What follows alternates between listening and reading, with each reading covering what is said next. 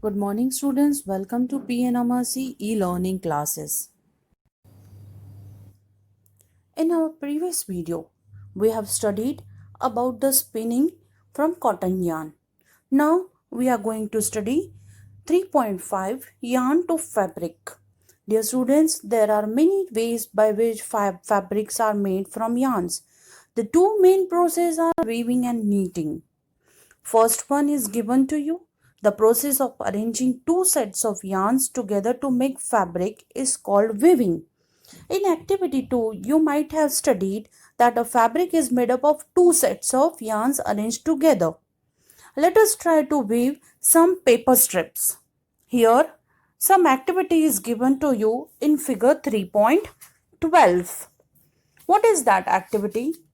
Activity is given to you weaving with paper strips. What things will you require? 3 sheets of stiff paper of different colors, a scale and a pair of scissors. How will you do it? What is the method? Cut square pieces of 30 cm from each paper. Take one square and fold it into half. Figure A, you can see how it is done.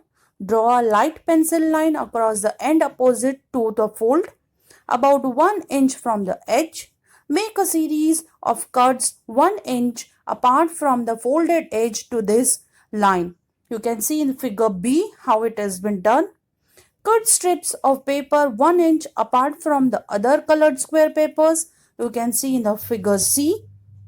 Take a strip and weave it alternately over and under the strips in the first sheet as shown in figure D.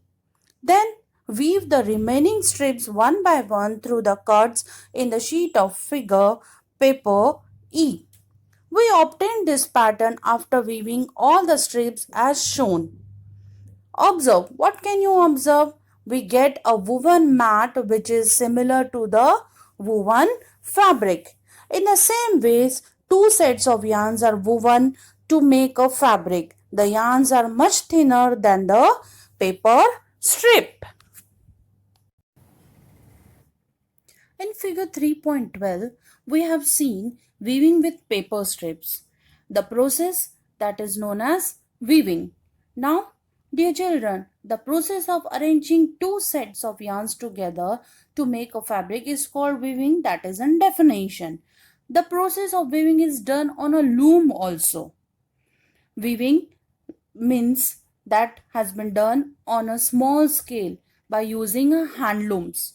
On a large scale, cotton fabrics are made by big machines that run on electricity.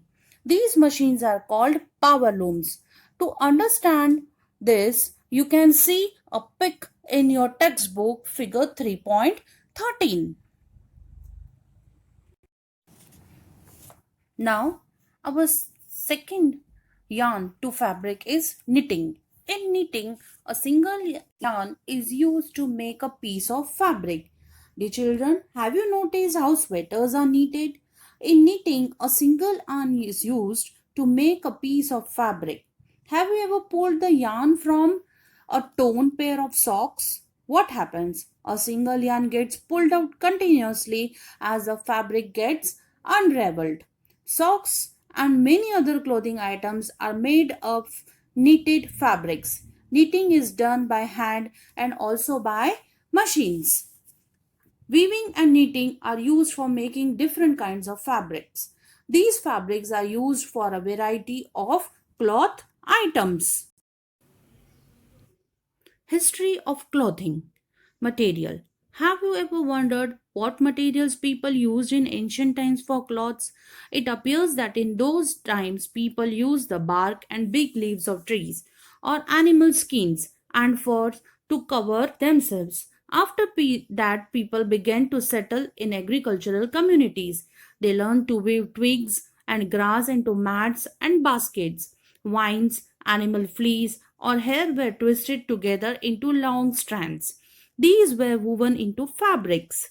The early Indians wore fabrics made out of cotton that grew in the regions near the river Ganga. Flax is also a plant that gives natural fibers.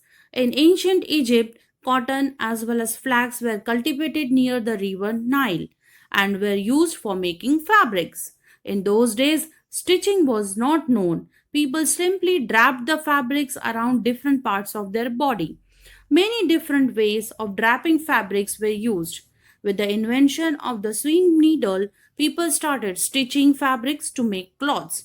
Stitched cloths have gone through many variations since this invention, but it is not amazing that even today, sari, dhoti, lungi, or turban is used as an unstitched piece of fabric.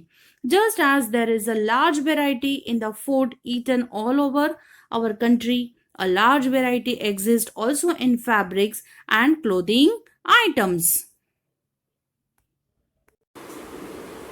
Thank you, dear students.